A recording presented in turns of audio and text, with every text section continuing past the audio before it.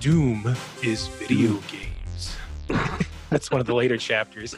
I mean, he's not wrong. Yeah, and he like if you look past all the silliness, it's a very thoughtful, in-depth review of everything that is Doom. Okay. And the podcast. Yeah. yeah. I think that ours is going to be more in depth and even better as an experience. I think so too. And it's probably going to be longer when you put it all together. Yeah, fuck you, Tim Rogers. Yeah, Tim Rogers. Suck our dick. Kiss my butt. Did you talk about every single level, Tim Rogers? I think not. I think not. All right, folks. Let's get this show on the road. Welcome back to One Stage at a Time. I'm Andy. With me, Aaron and Sam. Hello, boys. Hello. Hi, Andy. We're here. Before we get started today, up top, some corrections department. No. It's come to my attention in reading the nonfiction book Masters of Doom that Adrian Carmack and John Carmack are not in fact related. I assumed they were brothers because they had the same last name. In fact, they were married. Yeah, they could have been gay married for all I know. I mean, who can really say? But no, in fact, they're unrelated. So here's the scoop on that. Maybe a little quick history lesson up top as well. John Carmack and John Romero and Tom Hall, as it happens, they all met when they were working for a software company that like mailed out like monthly subscription discs. And this was in like the late 80s, early 90s. And they met Adrian Carmack there as well. He was like an artist. And then all of them eventually broke off to form id Software. But that's how the gang all got together. And we'll probably do like a deeper dive on that someday. But mea culpa, I apologize to all the listeners out there who were led astray and deceived by the misinformation presented on this show. Andy, we're part of the fake news now. We're part of the fake news. And I couldn't be prouder, honestly. I'm glad we finally taken our place. Does that mean we can get press passes to the next presidential debate? I'm more concerned about E3. If there ever is another E3. I was going to say, I thought E3 was done. Did you hear that they're going to have in-person Comic-Con? Whoa, when? This next year or whatever, whenever it's supposed to happen normally. 2021. Huh. They said they're going to do it in person. Well, I mean, maybe things will be blown over by then. Who knows?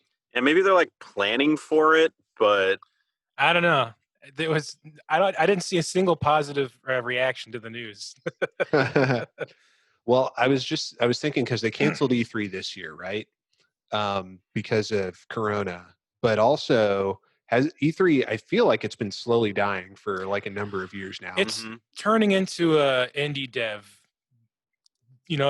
like platform because all the major, like Sony's out, Nintendo's out. I mean, Microsoft is still there, I think. But after this last console launch and stuff, they're getting used to doing their own videos too. So I don't know what it'll be in the future. Won't really need it anymore. Yeah, it went from like a press type thing to more of like a fan convention. But it feels like they didn't quite make the transition. It seems like they want to be more of a PAX type event, but they're not quite there. And I think people have responded positively to the Nintendo Directs and Sony's versions too. Yeah. That it's getting to a point where it's cool, a cool event, but not really necessary, especially with like I said, with Comic-Con and stuff, which is more of a pop culture thing, and you could just start doing stuff there instead. I wouldn't be surprised if it just kind of fizzled out. Yeah. It's kind of too bad. As a kid, I always dreamed of going to E3. Believe it or not, it's E3. Is that the G4 commercial? Which is coming back, by the way. Oh, man. Yeah. It is? Oh, yeah, dude. Check out Adam Sessler put out a video, like a curtain call for online content creators to be hosts. And I found it to be fucking hilarious. Wow. It's very much like the old little cutaways they do on all the different shows, like weird skits and stuff. So if they got Sessler back, does that mean like he and Morgan Webb might reunite? I don't know. He's definitely back though. He's definitely on board, and it was pretty funny. I don't know. I was kind of excited about it. We'll see what it turns into. Yeah. Because I remember the people who did the Attack of the Show, the producers of that, like Kevin Pereira and stuff. They actually tried to get it going again on Twitch in like 2014. There was a show that was it was the same exact format as the Attack of the Show, and he was there. He was like producing it, but it didn't go anywhere. It just fizzled out. Oh, too bad. Yeah. Without Olivia Munn, there's no magic. Yeah, it's. We all know people we're turning in for. Yeah. But yeah, so that's the thing I was talking about. Honestly, that sounds tight to me. I was sad when that channel changed from like showing game trailers and, you know, cheat codes to just like running American Ninja Warrior 24/7. Yeah, it got obsessed with stuff that wasn't video games, and that was definitely downfall. Yeah, I agree. It's too bad. I mean, probably no one was watching it, but still, it's too bad. Aaron, what do you think of G4 coming back? Well, I never watched a ton of it to begin with. It seems like there is a nostalgia for it, and maybe that there's an audience for it. But at this point, I mean, like everybody's just online. Everybody's can just seek out the information they're looking for. I don't think it's going to be on as far TV. as like video. I mean, like even if it's online, like it's going to be competing with all these YouTube channels that do all the stuff that people watch gaming. Like they just go watch gaming now. Like, they don't need. It would have to be like a Twitch thing, I think. Yeah, I think I would assume it would be like multifaceted. Like I mean, they could do. I know, like you're saying, there's like a lot of different channels that already do all the things that they would be doing anyways, but they have kind of the nostalgia factor to me, pull in a crowd and then start doing it anyways. And they would have to have like, you know, like a lot of people do, you know, like this guy I was talking about with his Doom review. He also has a Twitch channel, so he streams as well. So everyone's just kind of like double dips everywhere now. So they'd have to do like a multimedia thing, but they haven't said what they're going to do. All they said is that G4 is back, and go to the subreddit to give us like applications for hosts. We should apply. We should all apply. We're online content creators. That's right. Yeah. We're professional broadcasters. Hell yeah. But no one really knows what the hell it means that it's coming back, other than Adam Sessler making a goofy video. They're going to give Dr. Disrespect and Northern Lion their own shows. They called out, like, you just have to watch the video. It's on their official YouTube channel. I'll check it out. I mean, it's stupid as fuck, but I really liked it. All right. Before we get to the actual topic of today's program, couple other gaming news things I wanted to mention, and you guys chime in if there's anything that I've forgotten about. But there were some heated rumors this week. Aaron, I bring this up because we just spent quite a bit of time playing Donkey Kong Country. Mm-hmm. Nintendo on their news feed today or yesterday posted like a big like retrospective on Donkey Kong, like get to know Donkey Kong, kind of like out of nowhere. Usually they don't just post something like that. Yeah, very sus. Yeah, very sus. Yeah, very sus. So the scuttlebutt, you know, the rumor mill thinks that there's going to be a new Donkey Kong Country Returns game announced sometime before the end of the year, which I think would be really tight if true. I would love like a reunion where they do another Donkey Kong Country where they get the Kremlins back and everything. Yes. Because as cool as those games are, it really feels like it's missing half of the equation without the Kremlins and that's King so true Rule and everything. You're so right, man. So, like, are people just like glossing over the fact that it was probably done as sort of cross promotion for Donkey Kong Country 2 being launched? Like, I don't remember seeing. No. I think what's more likely is that's also part of a tie-in. Yeah, that you get DKC2. You do this. They're building up to like a big, because the other thing is Retro Studios has been like radio silent for the past 6 years or so after Tropical Freeze came out, and surely they're working on something, right? So Donkey Kong Country remake. Yeah, Donkey Kong Country. Yeah. No, it's going to be called Final Donkey Kong Country. I mean, there's no way they've been working on it for 6 years, right? It's very possible. Tropical Freeze was in development for almost that long. Well, I mean, unless they did a completely new engine, like, there's no way it takes that as long to develop a second game. It could be like a whole new. What if it's like more like Donkey Kong 64, like a 3D platformer? That could be. Or like that would be sick. Like a whole new, away from Donkey Kong Country Returns, it's like a whole new IP with Donkey Kong. That would be tight. I mean, I would despite it being bad, I love Donkey Kong 64 anyway. Yeah. It's it's not necessarily a good game, but it is an interesting game. It's like Sonic. It's like, maybe this will be the good 3D Donkey Kong. Yeah. Well, they need to do Diddy Kong Racing World Tour, man. Come on. Yes. That's what they should be focusing on. Could be a Diddy. Yeah. They need to get that studio that did the Crash remaster to do Diddy Kong the same way. Yeah. That would be pretty tight. I know there's like rights things with like Rare and Microsoft and Nintendo, but they need to figure that shit out. Yes. Yes, I agree. But yeah, nothing I would love more than to see the Kremlings, like you said. King K. Rool, he's in Smash now. He's had kind of a resurgence. That would be the dream. So I can only hope it's a reality.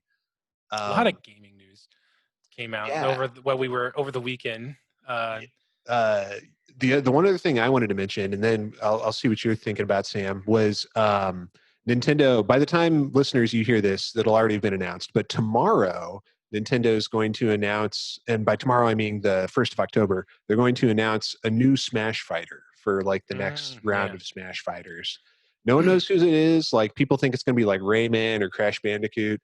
I think it's going to be some bullshit nobody cares about, and everybody's going to be.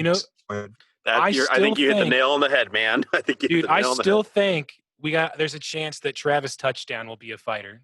That would be cool. Because of the other all the games that have come out so far, and that they're coming out with a third one. It'd be like a tie-in with the new Switch game, and he'd be perfect for Smash. You know, like he's got all the fighting moves and all those weird, wacky characters that they could add in and for trophies and stuff like that. And maybe I'll be wrong, but I still think that would be an interesting pick. Would be Travis Touchdown.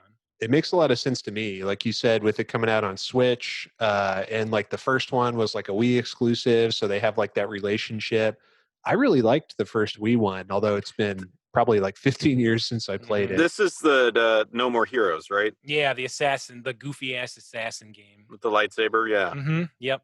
That crazy ass Suda 51 game. And it's that, or like, I mean, they could do Beautiful Joe, but no one remembers. Like, that's too niche, I think, at this point. I mean, fuck, the Terry Bogart's fucking niche as fuck, too. That's true. Honestly, outside of, like, people who really like fighting games. Because, like, SNK is, like, it's not like Street Fighter where everyone knows who the fuck Ryu is. It's like fighting game people know Terry Bogart.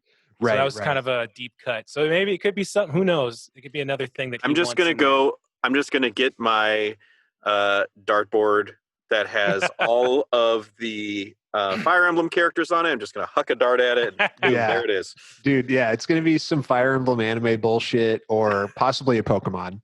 Yeah. Oh, yeah, God. Get ready for Grookey. At least the Pokemon, like, there's a whole bunch of different, like, style of characters when there's a new Pokemon. Like, but if it's Fire Emblem, it's like, sword, guy with the sword. You know what sucks about that? In Magic. Someone pointed out to me this, and it makes so much sense. If you play the Fire Emblem games, some characters have swords, but lots of other characters have like axes and lances and shit. But they only have sword ones in Smash, and that really sucks. There's so many cool characters, especially from the last game, that they could pull from to just do something different. But back to Pokemon, if they did ones from like a specific one from the last Pokemon game, then it's Smash. Ultimate Smash could be like its Giga form or whatever, which could be cool, I guess. But the thing I was most excited about over the weekend was the announcement of Monster Hunter Rise. Yeah, man, that game! Like, I was really, really into Try and the one on the 3DS, and recently Monster Hunter World. And Monster Hunter Rise looks like it's going to be pretty fucking sick.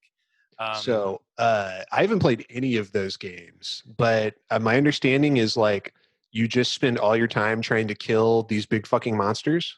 Yeah, it's basically like if a game was only Dark Souls bosses, but when you killed them, you took their body parts and wore them afterwards.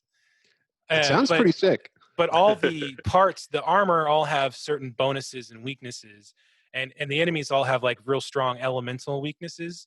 So it's like you build up gear sets for specific challenges, and then they get harder versions and more monsters, and it's really, really fun because the fights are really intense. If you want to get a taste of it for free, you can play Dauntless. It's a little bit, yeah. It's the basic. It's like it's like Monster Hunter Light. Like you just have a hub world and you go and you fight these monsters. You leave there, go fight monsters, build armor sets and weapons that have like, elements and everything that are weak and strong and da da da. But it doesn't have like nearly the amount of like exploration, and like it's not nearly as in depth. Like as far as like there's no cute kitty friends that you can. And there's a lot more variety and I definitely want a cute kitty friend. Yeah. But like if you enjoy the gameplay of of Dauntless, I think that you'd really get into the Monster Hunter series. But it's one I know that, I mean, I've put over 100 hours into World easily. And remember, you played the hell out of Try too. Yeah. I've got a dedicated group of friends that will play every single Monster Hunter. And so we're all talking about how, like, nope, we can't go play like they just released the final content update for World. And we're like, we're not going to play it because it's March will be the next Monster Hunter. And we need to like purge ourselves of Monster Hunter because that's all we're going to play when it comes out. I wish it was on the PS4 or the PS5 or whatever, because I enjoyed the visuals, but it doesn't matter because Monster Hunter is just always good. And so you're like a bodybuilder, like cutting weight like before a big competition. Yeah. It's I'm maybe like, someone who does like a competitive eating, right? If they know they're going to do a hot dog eating contest, they probably don't eat well, maybe they eat a lot of hot dogs to gear up to it. It's like, it's one like of the two. That episode of Always Sunny where they're having that drinking competition, the Wade Boggs game. Yeah. They're like got to drink 60 beers on an airplane. And Charlie's like having a cocktail. And they're like, Charlie, what are you doing? That doesn't count. And he's like, I wanted a cocktail. It's the kind of thing whenever we were in the midst of playing World, whenever the group of us any one of us would get home, I would come home, I would sit down on my couch and turn on my PlayStation and just join the group that was already there. Cause I knew that we would all come home and the first person home just started playing and the next guy would jump on and then we'd finally all get together and start playing. Well, maybe that will be us someday, boys. Yeah, it's on Switch. I bet they're going to announce a Switch Pro that it's probably better on. I'm expecting that to come out sometime soon. I'll have to check it out. I may, rent it from the public library and see what I think, or I may just pull the trigger. We'll see. But the trailer definitely has me intrigued. Yeah, and you don't have to play. You can play it completely solo. You don't have to play with other people too. That's just an option. That's good because I don't like playing with others. I only like to play by myself. And you can also, there's never like you're out playing and random people join you. It's always your choice, or like you set up a group ahead of time and it's only people you know. So no invasions. No invasions. Yep. Mm-hmm. I like to play Dark Souls in offline mode for that reason. The only PvP is like when you've got the really heavy weapons. If you get too close, you can get knocked on your ass. Like if I'm swinging my hammer around and you get too close, it'll like poof and knock you up. Oh, that's knock cool. you away from the monster. I wish you could have invasions, but whoever invades takes over the monster. Oh my god, that would be like fucking mind. She just blew his brain right out of his skull. If they let people play, I mean, it was that big of a mind explosion in World when they let you hook shot and get on the monster. Like jumping onto the back of the monster was like, and good camera controls from World were like, because they had so bad, like the controls were so bad for such a long time. Okay, all right. I'm purged of Monster Hunter now. It's only Doom. We've done the obligatory bloodletting. Gotten that out of our system. Let's move on now to the topic of today's discussion. This is Doom from 1993 for the PC and many other systems. And we are playing through stage E2M6, which is called The Halls of the Damned. It is the 6th stage of episode 2, The Shores of Hell, or the 7th stage if you went to the secret area like we did. Mm-hmm. So we're coming off the Fortress of Mystery, Entering the Halls of the Damned. Here's some stats for you folks. This is a Sandy Peterson level. Salute to Sandy. The music track is called Sinister, which apparently is based on a track from James Horner's score for Aliens, supposedly. Part-time 6 minutes. Apparently it's based on like underground mountain bunkers, like the Cheyenne mountain base where like the president would hide if there was like a nuclear apocalypse, which kind of makes sense. Enemies, we've got 11 sergeants, 3 specters, 39 imps, 35 demons, 3 barons of hell, 11 troopers, 9 caco demons, and 30 lost souls. So many lost souls in this level. So many lost souls. Wow. Now that's on ultra violence. I'm noticing on Hurt Me Plenty, there's 0 barons. Oh, yeah. Okay. Interesting. Aaron, I'm guessing you had no encounters with the Baron today? I didn't see a single one. Yeah, like I was surprised, but also I was sort of like, okay, you know, I guess they were sort of planning on people who went to the secret area and then, I don't know, all baroned out or something. But wow, there's 3 on the one step up in difficulty. You get 3 of them. Damn. You do, and 2 of them are a real rat fuck. Sam, I think Sam knows what I'm talking about. I've got an alternate title for this level, which is the lulls of the trolls, because I felt like this level was just like nothing but like, you know, tricks. Everything in this level was trying to fuck with me. Yes, to a point with like, you know, secret doors opening behind me, switches opening stuff from far away. And the one thing that actually got me killed in the beginning was leading up to the first Baron of Hell I ran into. They were like, here's some rockets. Have some rockets. There's rockets everywhere. And then the first Baron of Hell shows up and it's in such a tight space. I got to use my rockets. And I killed myself. Yes. Fucking troll. Dude. I had this, like, what you're describing, it's as if you're describing my own experience with this level. I did the same thing. Like, you're in these narrow corridors, they're feeding you rockets, you see barons coming out of nowhere, and you know, it's like, well, what do? You just fire away. And I guess if your aim is good, that would work. But if you're Big Mac Davis, maybe you could successfully do that. But I am not Big Mac Davis. And I blew myself up more than once. It was also kind of scary, like the way this level was set up, because stuff kept coming out of seemingly nowhere. Like and I could hear all the enemies through the walls and stuff, especially in the area where they got the blinking lights and it's kind of like a brown where that Baron of Hell was that I got killed on. Like fuck that area. Pinky's just like jumping out of corners, almost like I was like, you know, if I was playing this back in the day, this would probably be freaking me out. That's spinny skulls, like the blue flames and just like weird spinny skulls. So it was and I guess the music too, again, it was another one where I didn't really listen to really think about the music, but when you were saying it was based off of a like Alien soundtrack, I was like, okay, I can see that, because I was definitely a little creeped out in this level, just because I was just like on my toes, because I never knew when like a Pinky or a Caco Demon or something was going to come around the corner. And not only that, but since there's so many little hidden triggers to open doors, sometimes like you could go walk past a hidden door, aggro the enemies, and not open the door till way later. So I was like, okay, everything's fine. And all of a sudden 3 Pinkies and a Baron of Hell come charging at me from nowhere, it seems like. I was like, God damn it. Hey, how you doing? Hey, you want to be friends? It's me, the Pinky. It was one of the few levels where I had to save scum and like save multiple times through it, because it was like so tricky and just so like, I don't know what the fuck's going on. Welcome to the dark side. Like I enjoyed the level. I did, but it was also just kind of annoying.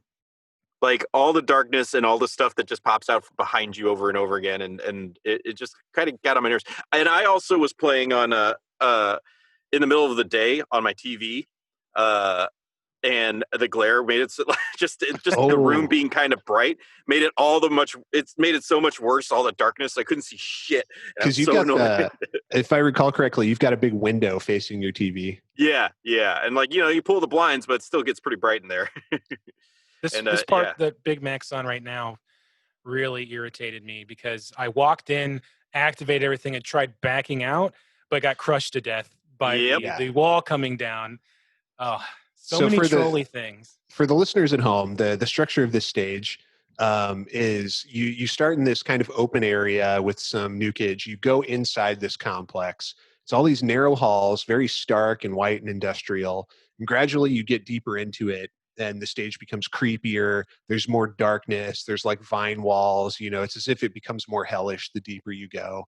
Mm-hmm. And the whole conceit is you see the exit right at the beginning, and there's 3 key card doors, one right after the other. So you got to explore and find the 3 key cards and then make your way back there. And then at a certain point, you get to an area where you're like going up this tower sort of, and there's a bunch of like rooms that branch off it like spokes on a wheel. And one of the rooms, I mean, they're all traps. They're all fuck you traps. Mm-hmm. But one of them, you go into it and a bunch of doors open and a bunch of lost souls and pinkies come charging out.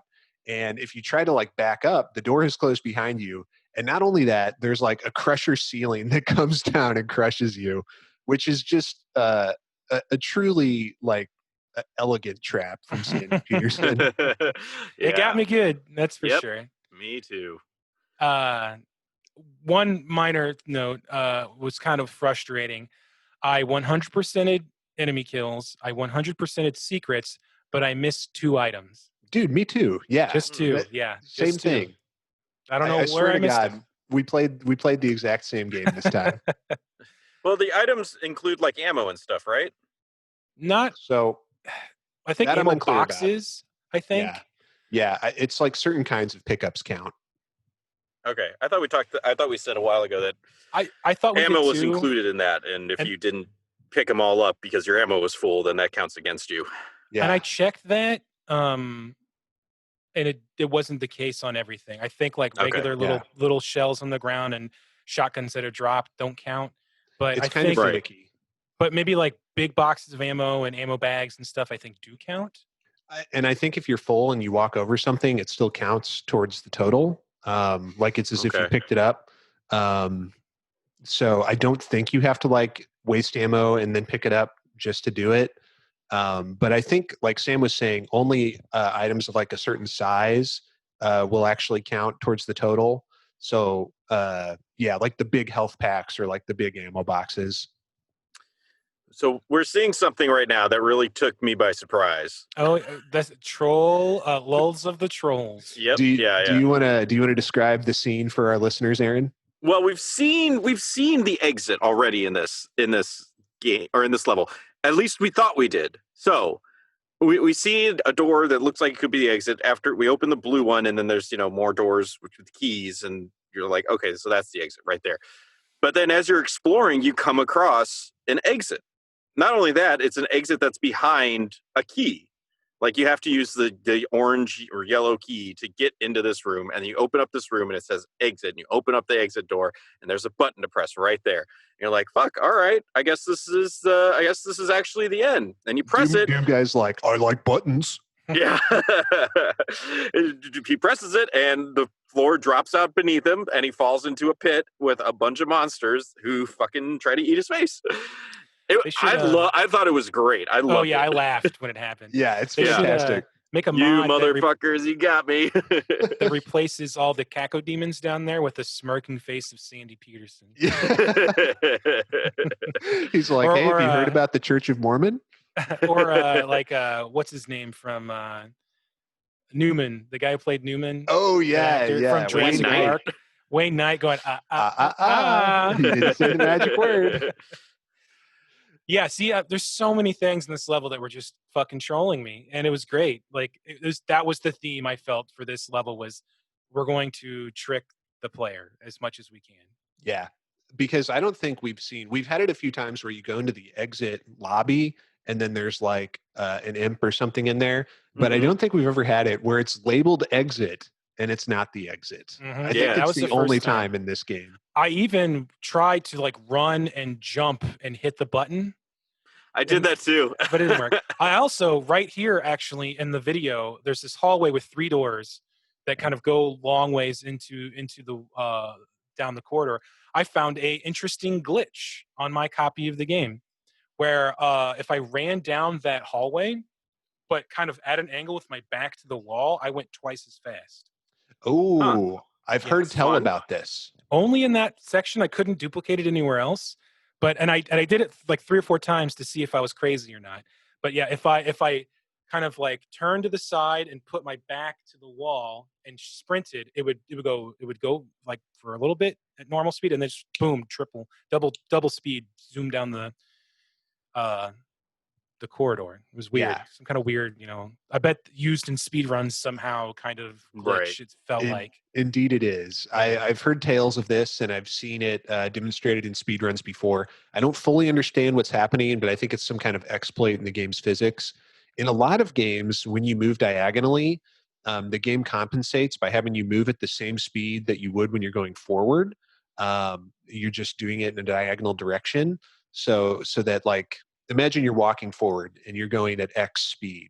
And then imagine you're walking forward and to the left, but still forward. The game would like throttle you up so that you're still moving at X speed, like relative to like, how far the thing that you're trying to go to.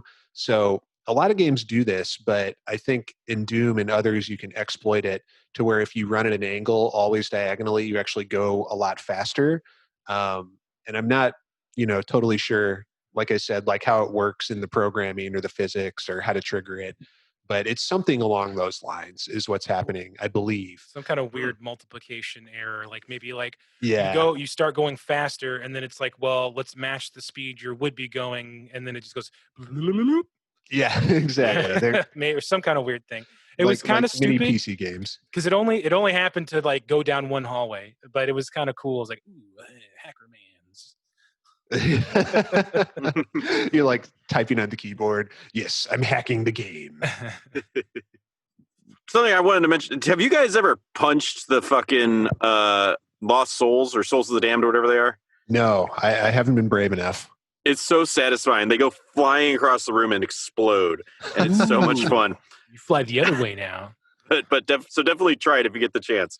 You got to time it, because they'll come and chomp you. But if you time it right, it's really satisfying. And also, I love watching Big Mac Davis punch the Pinkies. I think they have the very best like death animation for the punches.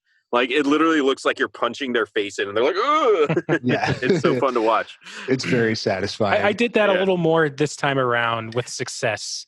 And I chainsawed a bunch of cacodemons and punched Pinkies without getting fucked up. I did make the mistake of punching Baron of Hell. It didn't kill me. I warned you. I probably shouldn't have done that. I warned you. They rip your face off. He was You punch me? God, it took me forever to find the red key. Yeah, so the red key is in the dark area. Yeah. It's like flashing strobe lights and you can't see very well.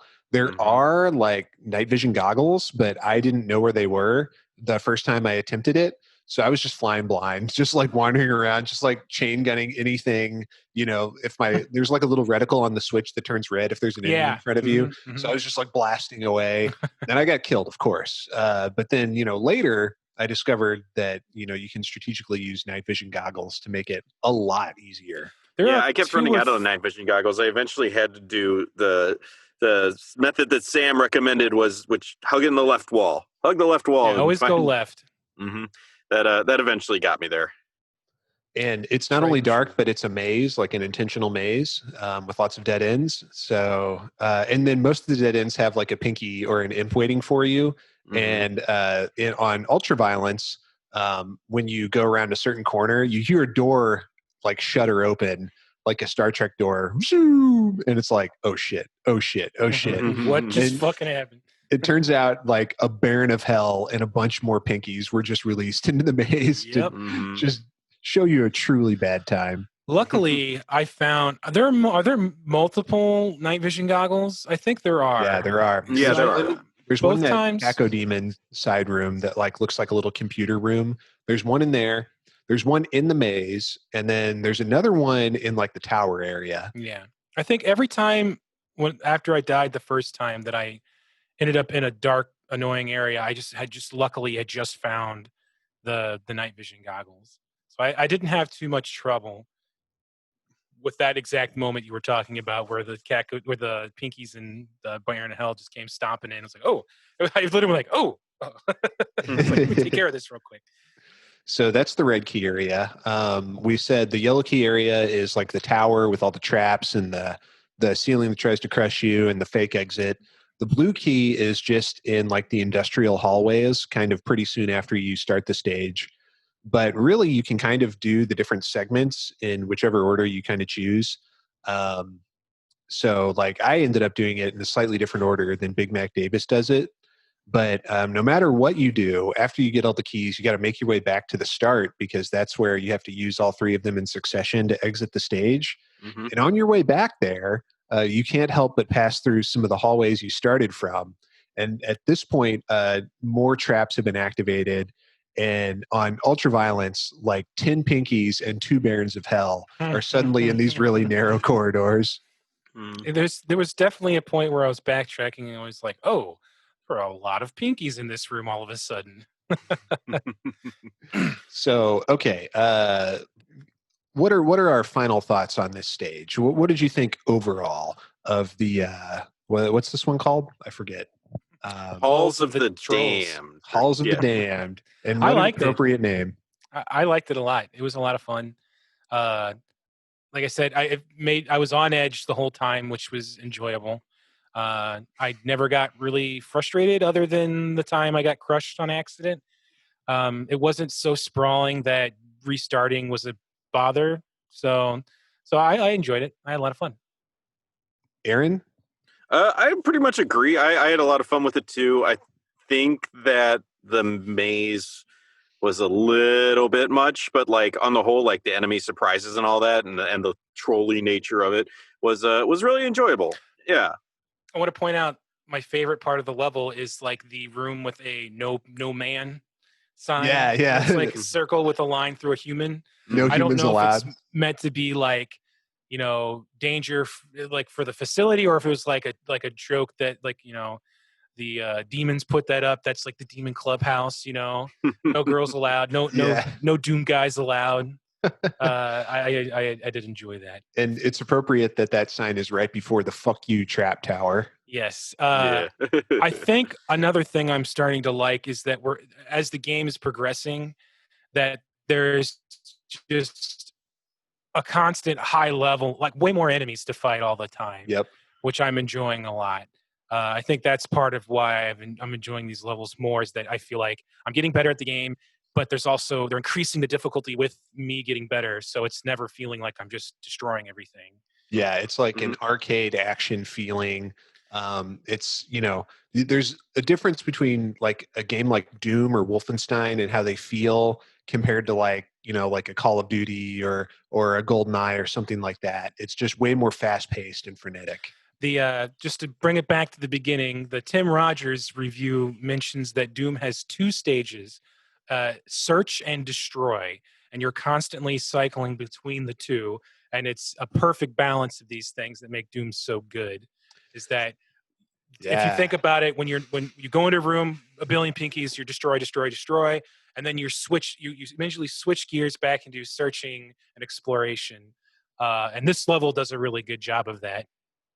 That makes a lot of sense. Yeah. Like, you finally clear out a room, and Doom 2016 is the same way. And you can tell a room is clear because there's like a guitar, like chord. Yeah. It's like, meow, and you're like, oh, thank Christ. Finally killed the last Hell Knight. I'm free. I ripped the stomach open of the last Mancubus. I can rest for a minute. And then you start looking for secrets. Yeah. So it's getting, I'm having trouble not just playing all of Doom. I guess I could. I'm kind of like waiting and playing them right before we do our episodes to kind of keep it real fresh in the first experience in my mind.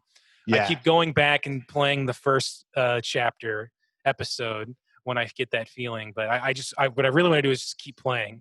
Yeah, it you makes probably you move on to keep Doom going. 2 if you wanted to or something. I thought about buying Doom 64, even though I know it's not made by id. I'm curious about that one too. It's gotten pretty good. It's a good version of Doom from what I've heard. Apparently, it's like a wholly original game, like different levels, different enemies and weapons and everything. Yeah, not a remake or anything. It's basically Doom, the real Doom 3, from what I've looked into. What most people okay. consider the actual Doom 3, because the Doom 1, Doom 2, Final Doom, kind of not really, but like Doom 64 for a lot of people is the real, true. You know, you mean Doom 3? LOL, you know. It's like Sonic 4. Yeah.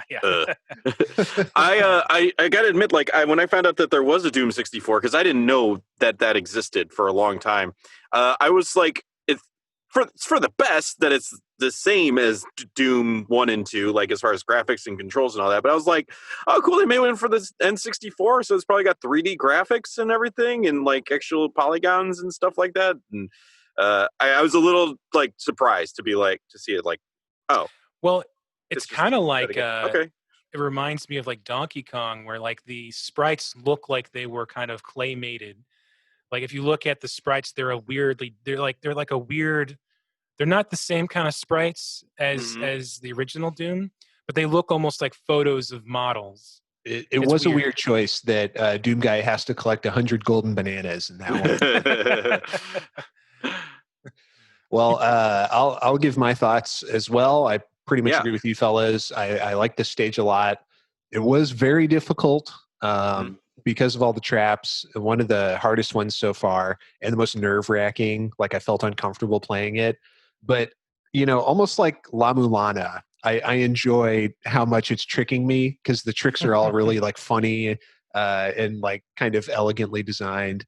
So well done, Sandy Peterson. Another great map. Our friend Big Mac Davis, who, folks, if you're just joining us for the first time, Big Mac Davis is a YouTuber who we're watching his videos because he's very good at the game and demonstrating how to play it. But anyway, he says that he likes this stage as well. But he has kind of a love-hate relationship with it because of all the traps and all like the bullshit like enemy shutters that open behind you and all that stuff. But still, it's like a well-designed stage. You know, you can't deny that. It's you know, there's some movies that you watch them and you're like, I don't like this movie. Like, I don't like the characters or like the plot, and it makes me feel bad. But I admit that it's a well-designed, like competently made movie. One thing I realized that was so oppressive in this level is the fact that every time we've run into a Baron of Hell, it's been in big open areas. But this level, not only is it small corridors, but the ceiling is super low, and every single part except for the very beginning where you have to run across the nukage. So it really feels kind of panicky, where you've got like nowhere to really go a lot of the time when the Barons of Hell kind of show up. Yeah, it feels very claustrophobic. Yeah, and again, it makes you realize just how big those fuckers are. Like, you know, you always like have this idea, like, oh yeah, they're tall, but then you see them like taking up the entire fucking hallway, stomping around. Like, I don't know if I can run away from this. They got the horns and the goat hooves. Yeah, and the way they march, they're like. Yep. When the Baron comes a knocking, you don't want to stick around. The butt starts a rocking. Yes, it is me, the Baron of Hell. So that is the Halls of the Damned. A rather good stage. We enjoyed it. A difficult stage. We're getting close to the end of episode 2, though. So we have next up the Spawning Vats, which is stage 7. And there's only one more stage after that. Oh, wow. So, yeah, there are 9 stages in this episode, one being the secret stage, which we already played. So M8 will be the final map. So next is M7, the Spawning Vats, which is the penultimate stage of Act 2. And then we will be playing the ultimate stage in the episodes subsequent to that one. So I don't know about you guys, but I've really been loving E2 so far. And I'm really sad to see it go. We're almost halfway done with Doom. That's for us. What we are doing for Doom.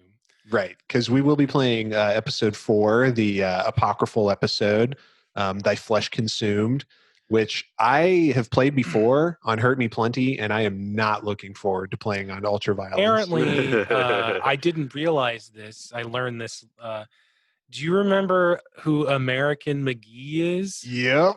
He designed some levels in the 4th chapter. That was a talking point in that Tim Rogers video. Oh, I learned a baby. lot in that video, but I was laughing because I hadn't thought about American McGee since like the 90s. I can't fucking wait to talk more about American McGee. All right, I'll bite. Who is American McGee? He's an American game designer who's done a lot of stuff, but maybe the thing he's most known for is American McGee's Alice. It's like a fucked up take on Alice in Wonderland, where Alice is like murdering demons and like shooting and stabbing them. Tweedledee and Tweedledum are like cannibals, you know. It's like very dark, you know, like very Seth MacFarlane-y, you know. Yeah. It was very, very 90s, early 2000s, edgy, you know, dark Alice, you know, kind of thing. Wait a minute. Which one? I always forget. Seth MacFarlane is he Family Guy or Spawn? Did I say Seth MacFarlane? I think so. Who's the Todd other McFarlane. one? Todd McFarlane. Very edgy and Seth MacFarlane. Yeah, Todd McFarlane. My bad. Oh, geez, violator. What do you mean I gotta go get these souls from Albolgia? Spawn reference here. Okay, folks. Well, join us next time for the spawning vats. But I think we have a little time left here, fellas. So what do you say we take another visit to the good old lore corner? Yay. Yes, I love the lore corner. Well, yes. Today in the lore corner, let's talk about the Doom comic from May of 1996. Boys, I want to consider yourself warned. I feel like the guy who wrote this really didn't want to write it. Well, this was written by Steve Bodybag Bailing and Michael Splatter Stewart. Art and color by Tom Gallows Grindberg. Lettering by Ed Dead Fear. And I guess his last name is really Fear. And edited by the Slaughterhouse 3. So these are the folks to blame for this particular comic. I feel like they may not have even played the game. It kind of feels that way. It feels like they probably got a list of things to include in, like, here's like some bullet points on what the game is and what's in the game, and they know from the media when it was out. Because boy, is it just ridiculous! It's insane. This is like the Nick Cage of comics. It feels like reading this comic feels like doing crystal meth. Gallon of PCP. You guys, I mean, I don't know. Maybe I just have a different take on it. But this was like, I was like, this is kind of the perfect Doom comic. Like, I don't know what else it would be. I mean, it's funny and I get it, but like, it's totally like, it feels like a parody to me. Well, sure. I mean, like the guys were taking the piss, so to speak, out of people who liked Doom. I enjoyed the hell out of this comic. I laughed my ass off reading it. And I love Doom. But like, I could see how at the time when like Doom, it could go either way because this was a while ago. But like, people who took Doom seriously were probably like, "Fuck this comic." Maybe, yeah. Those are the ones who should be fucking mocked, like jokes, like because Doom is silly, and this was written by comic book art writers, like comic book writers, like at the height of the 90s. Doom the game doesn't have much story, but it does take itself kind of seriously, you know, and that it's like this oppressive, like horrifying atmosphere. It's not very jokey, although like the bunny thing is kind of a joke, but that's in like, you know, supplementary materials. But at least the first game takes itself pretty seriously. And then you could go the novel route where they try to like give Doom Guy a name and a character and a backstory and like friends to interact with, which is its own unique brand of weird. But I kind of agree with Sam. This comic is very stupid, but I thoroughly enjoyed it. I feel like the guys who made Duke Nukem read this and went, "Ooh, wait a minute, I got an idea." It's like it felt like these guys hated Doom but liked Evil Dead. Yeah. No, that's exactly even what says groovy at one point. Yeah. And what was the other one? He says there's another line. There's another line. Yeah. In there that's almost directly lifted from one of the Evil Dead movies. But all right.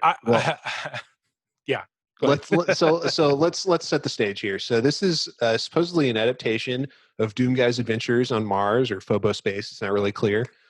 Page 1, we get Doomguy's internal monologue. Who's a man and a half? I'm a man and a half. Berserker pack and man and a half. Oh my God. He's screaming the word dynamite and punching straight through an imp. Fucking right he is. All the veins in his neck are standing out. Mm-hmm. Incredible.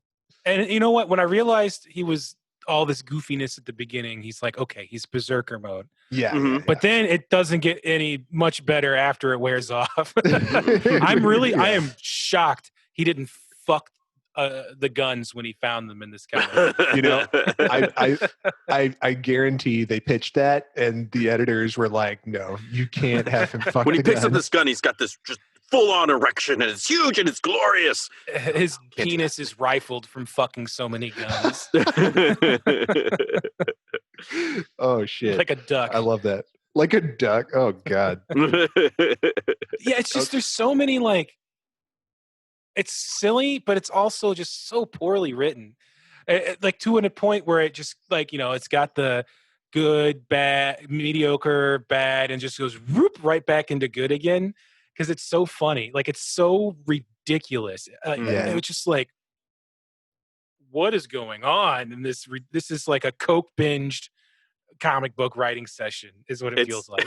I love it. It's like the exact opposite of the way they took Doom Guy in 2016. Like 2016, he doesn't say shit. He says nothing the entire game. This guy is literally yelling at to no one, just himself, about how fucking awesome he is all the time as he's running through this fucking place, ripping demon guts out. Yeah. Knock, knock. Who's there? Me. Yeah, me. Page 2, he's holding a spine. He says, I'm cooking with gas. I've got a handful of vertebrae and a head full of mad. Yeah, that's your spinal cord, baby. Oh my God. It's so good. Every line. Don't stop. Comic, it's just pure gold. It's pure gold from start to finish. Dig it, he says. Oh, here we go. My favorite is, what's that? I like what I see. An important looking door. Yep. I could see like they just describing like secret doors, and that's okay. We got to put the secret door panel in. You kick it. So here's him kicking the door down, but they don't really get how the door opens. So he kicks the door down, and who's behind it but the cyber demon? He says, "Big deal. He's Slim Pickens. Rip and tear, rip and tear, rip and tear your guts." Is this where Rip and Tear came from? I think Rip and Tear was like in the instruction manual. Was it? Okay. File. Okay. But anyway, okay, so he sees the cyber demon's guts exposed, and he says, "You are huge. That means you have huge guts." Oh my God. Bonk. Yeah. He says, "Here comes the night train," and tries to punch the cyber demon, but his fist just bonks off the guts. I guess his berserker pack is wearing off. I didn't realize at first that he was hyped up on the berserker pack. I thought it was just all going to be like this. Yeah, me too at first. But then it made sense real quick that what was going on. But it did not get better. So we get into plot from here. He's realized that he does need a gun, that his fists aren't good enough. So he runs away from the cyber demon. And the other 12 pages of the comic are him looking for some kind of weapon and sort of like successively like upgrading his weapons, you know, until he finally gets a big enough gun to kill the cyber demon. So first he finds the chainsaw, which he says is the great communicator. And it's literally just lying on the floor. I mean, it makes sense. That's what it is. Like it's like how it is. Directly, it's like when you get a super literal translation of something in Japanese and it makes no sense. Yeah. He's doing a literal translation of the game that has no dialogue and the mechanics, and it makes no sense when you transfer it into like a story-driven narrative. Then he finds the shotgun. He enters a dark room, which again, ripped straight from the game. Mm-hmm. He uses the shotgun to blow away everything. He says, "Might makes light," and I feel mighty. Oh, and There here he we go. says groovy on page 6. Straight out of There it Evil is. Dead. Or Army of Darkness? Or was it? Yeah, I think he says it first in Evil Dead 2, because that's the one where he gets his hand cut off, right? Or he has to cut off his own hand. He has to cut off his own hand. He cuts the chainsaw. He cuts the shotgun off, and I think that's when he says groovy the first time. It's when he's in like the tool shed getting all strapped up. Mm-hmm.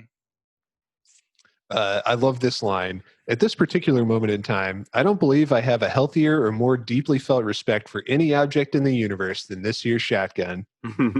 I just remembered my favorite part, but I'll wait for it. It's downright eloquent right there. He's become a poet. He's become existential and he's his galaxy brain. Yeah. But it was clearly an accident, because in the very next panel, yeah, he sees the chain gun and he's just like, to hell with respect. Yeah, he describes the chain gun as packing 80 pounds of heavenly joy. It's Christian comic. It's good Christian comic. Doom, like we've said many times, Doom Guy is a Christian hero. Mm-hmm. That's right. That's why Sandy Peterson found no conflict between Doom and his faith with the Church of Jesus Christ of Latter-day Saints, because you're the good guy. The demons are the bad guys. That's right. So he gets burned by an imp from behind. Ambushed, just like you would in the game, you know? Mm-hmm. So he gets super pissed. Like his veins are still bulging out of his neck. Dance, like, Bone Daddy. That feels like a line from like Nightmare Before Christmas or something. Something, yeah. But yeah, he just completely atomizes the imp. It's so sick. Yeah, cuts him he shoots him so many times that he turns into soup. He just liquefies him. All right. So page 9, he's still searching the corridors here, running around with his chain gun. Just, shooting and beating things to death with it. He says he feels his temperature rising. Then on page 10, he meets our friend the Pinky. And our friend I guess it is a Pinky.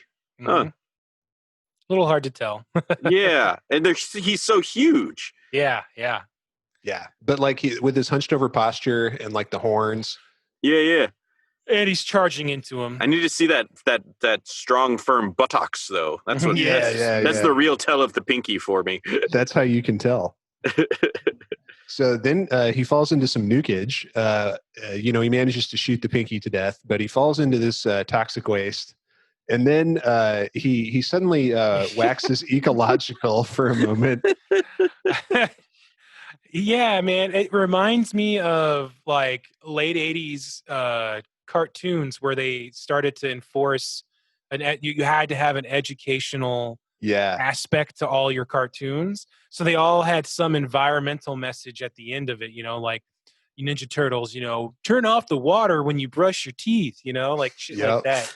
And it feels like maybe they had to do that for this comic. So like there's just this totally out of character, totally random spiel about saving the environment. Yeah, he's like, why can't we find a way to safely dispose of radioactive waste and protect the environment? Even if I personally stop this alien invasion, what kind of planet will we be leaving to our children? Oh my God. The funny thing is also like he's on Mars right now. Like yeah, he's not on Earth. And then he says, the humanity.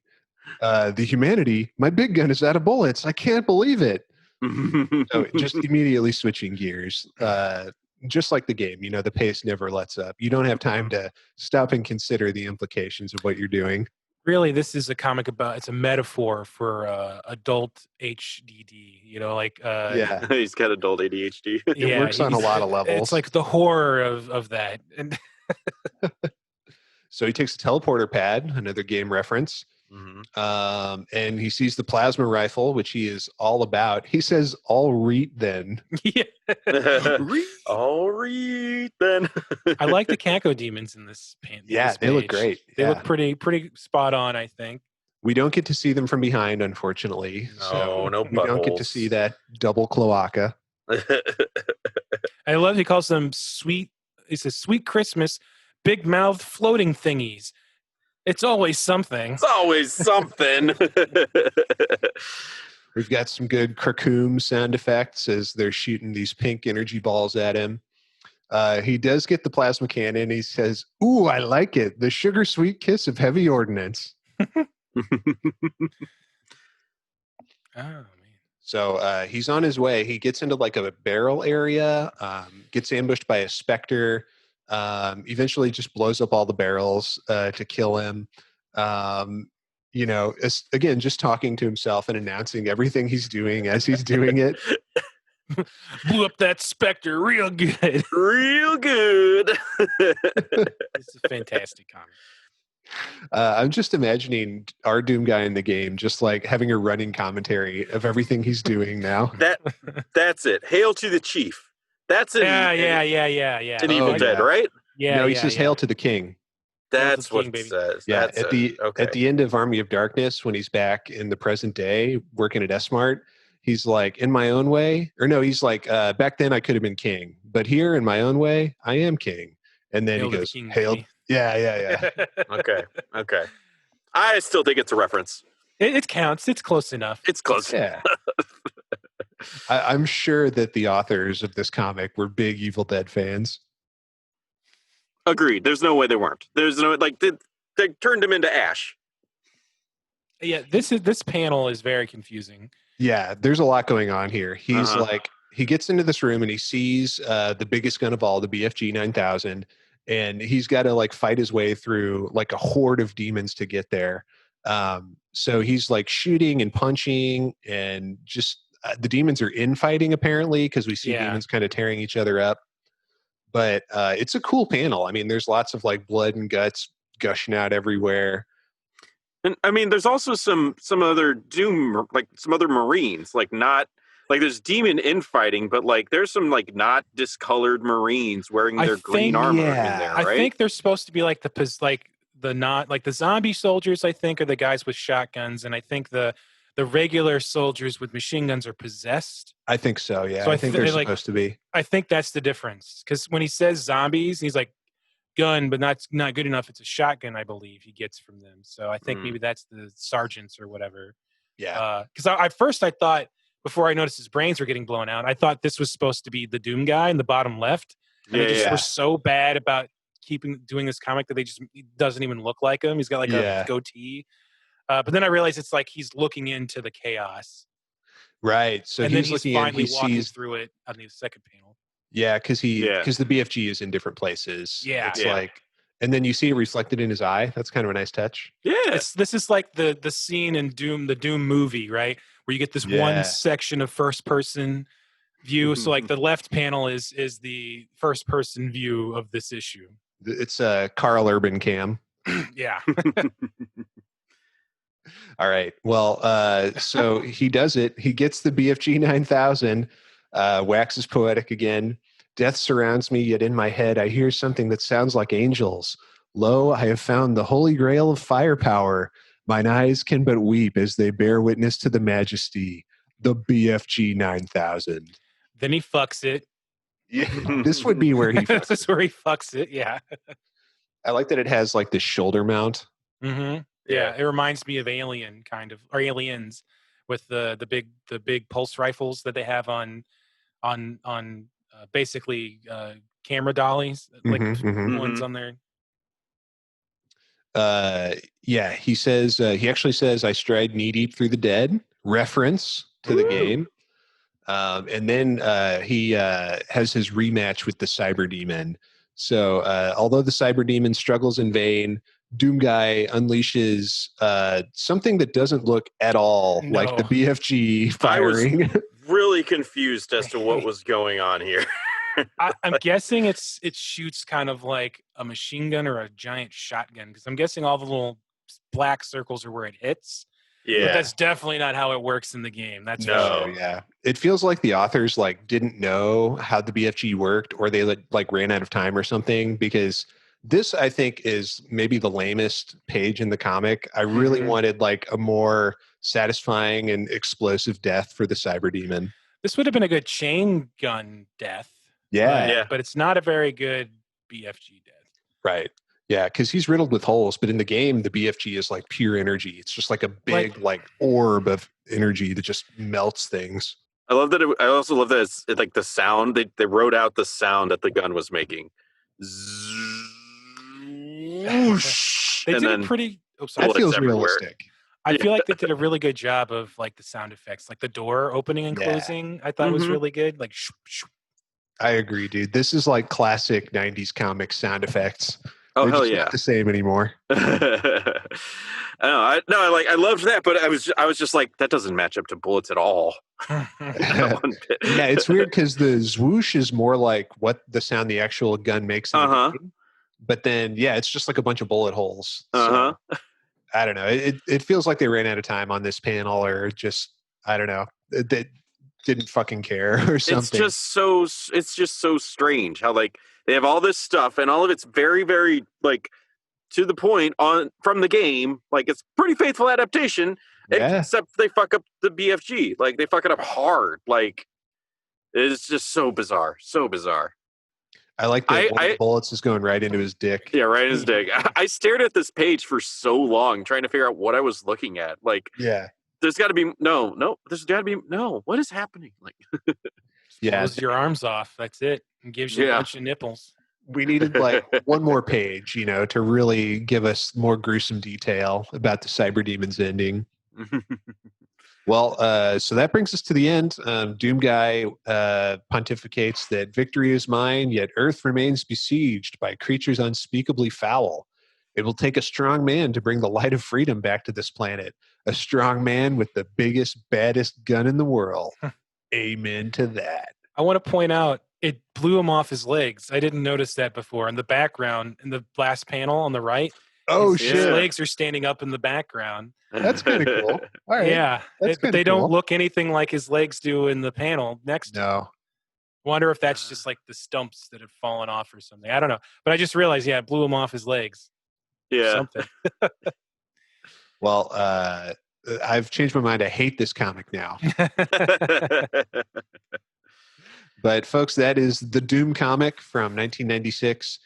You can find it in various places on the internet. It's a great read. I don't know if this has been reprinted at all, but I imagine original copies are probably worth a pretty penny. But it's a pretty sick comic. And I suspect they've made other Doom comic adaptations over the years, but how could you possibly top this? Oh, no. This is like the Mandy of comics. It's just like, it's like, snorting crack, injecting heroin straight into your dick, just and soaking a rag of liquid PCP and stuffing it up your ass. Yep. Amen to that, brother. Amen to that. To the chief. Huge guts. Huge guts. He looks like Doctor Strange on the. Or like Ra's al Ghul, maybe. Yeah. Yeah. It looks like a little white wingtip, kind of. Yeah, and it's got a pointy goatee almost. Extended it's in the Marvel universe. Yeah, canonically, now that Tony Stark's dead, they're going to bring in Doom Guy. Doom Guy versus the Marvel universe. I'd read that. Dude, Doom Guy would win for sure. It's just all of his word bubbles overlaid across the top of anyone else's. Yeah. So they can't get a word in. Well, boys, what do you say we wrap it up for today? This has been a good episode. We've run a little long, I think, but it was worth it to discuss this amazing comic. Check us out next week, please, where we'll be continuing with the next episode of this series and the next stage from Doom. And I want to thank Sam and Aaron for joining me as always. It's been a real pleasure, fellas. And Aaron, what do you want to say to the folks at home? I want to say thank you for listening, everybody. Please go to onestageatatime.com to find all of our things and links to our socials. Leave us a review and a like and subscribe. It really helps us out. We love you so much for it. I want to thank you, Andy, for hosting us through this episode, this wonderful episode. And I'm going to give the sign off this time. That's what's going to happen now. Ooh. Yeah. Thank you guys for being on this episode with me, and everyone out there. Please save and continue.